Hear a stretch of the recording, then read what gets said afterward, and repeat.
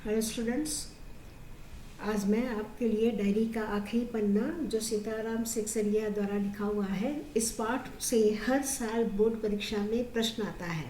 इस वीडियो में पूरा सार, महत्वपूर्ण प्रश्न और वैल्यू बेस्ड प्रश्न सरल भाषा में समझाए गए हैं, अतः अंत तक ज़रूर देखिएगा। देखिए, डायरी का एक पन्ना जो है 15 अगस्त 1930 के स्वतंत्रता संग्राम से जुड़ा हुआ पूरा वर्णन दिया गया है। यह उस समय कलकत्ता में यह सबसे पहले आरंभ हुआ था और यह उस पूर्ण स्वराज्य दिवस के रूप में ये मनाया गया था। अंग्रेज़ों ने बहुत कोशिश की कि इस आंदोलन को रोके, लेकिन यहाँ महिलाएं, पुरुष सब के सब अपने देशभक्ति, त्याग, बलिदान की भावना को उजागर कर इस आंदोलन में भाग लिए और उन्होंने बहुत सारा कष्ट भी झेले, बहुतों की मृत्यु हुई, स्त्रियां भी आहत हुई। लेकिन यहाँ प्रश्न यह उठता है कि लेखक ने इन घटनाओं को डायरी के अंतिम पन्ने में क्यों दर्ज किया है। यह एक प्रश्न है। यह प्रश्न इसलिए है कि अंतिम पन्ने में वे यह बताना चाहते थे कि किस तरह से देश प्रेम, साहस और एकता का द्वारा हम स्वतंत्रता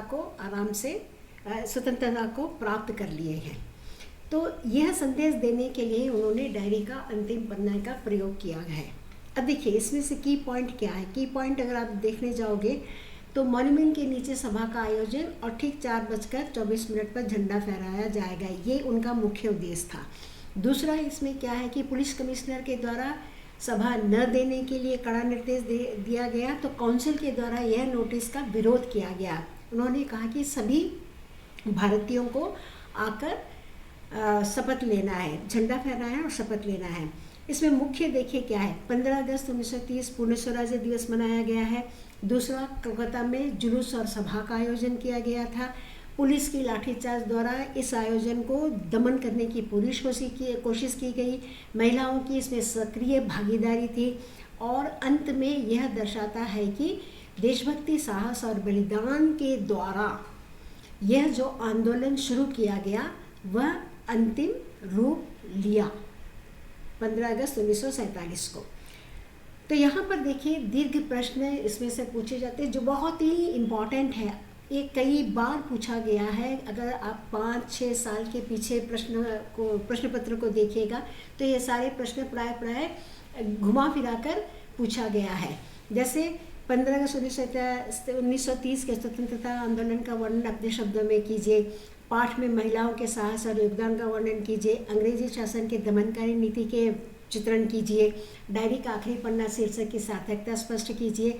इस पाठ से हमें कौन कौन से राष्ट्रीय नैतिक मूल्य मिलते हैं। ये बहुत बहुत बहुत इम्पॉर्टेंट क्वेश्चंस है। ये 5 आप पढ़कर जाइए। किसी भी तरह का प्रश्न पूछे आप उसका जवाब दे सकते हैं। देखिए, यहाँ पर कुछ मैंने दिया हुआ है। जैसे इस पाठ से हमें क्या प्रेरणा मिलती है। डायरी का आखिरी पन्ना शीर्षक की सार्थकता स्पष्ट कीजिए। ये 2 प्रश्न जो है बहुत ही इम्पोर्टेंट प्रश्न है। मैंने इसका उत्तर भी लिख दिया है। आप लोग इसे बहुत ही सरल शब्द में मैंने इसे लिखा है।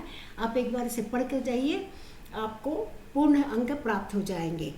फिर देखिए, यहाँ पर वैल्यू बेस्ड क्वेश्चन जो है मूल्य आधारित प्रश्न है, जिसमें सबसे पहला देखिए, स्वतंत्रता आंदोलन से हमें देशभक्ति की कौन सी सीख मिलती है। इसका भी मैंने देखिए बहुत संक्षिप्त वर्णन दिया और अच्छी तरह से वर्णन किया है। फिर दूसरा, यदि आप 1930 के उस आंदोलन में होते तो आपकी क्या भूमिका होती। इसका भी मैंने देखिए बहुत ही सरल शब्दों में वर्णन किया है। फिर आज के युवकों को स्वतंत्रता सेनानियों से क्या प्रेरणा लेनी चाहिए, वेरी वेरी इम्पॉर्टेंट। फिर अब डिजिटल युग चल रहा है, तो डिजिटल युग में देखिए आप लोग देखोगे कि कोई भी कुछ भी कारण हो देश में, पूरा व्हाट्सएप, फेसबुक, यूट्यूब सब में आपको उसकी चर्चा देखने को मिलती है। तो इसलिए मैंने यह प्रश्न खास करके जोड़ा है।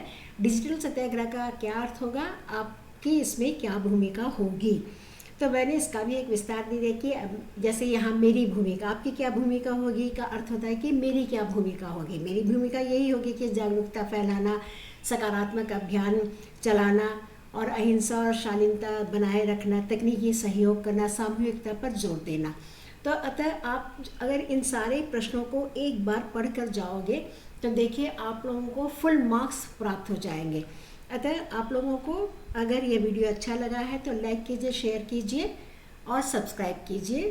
धन्यवाद।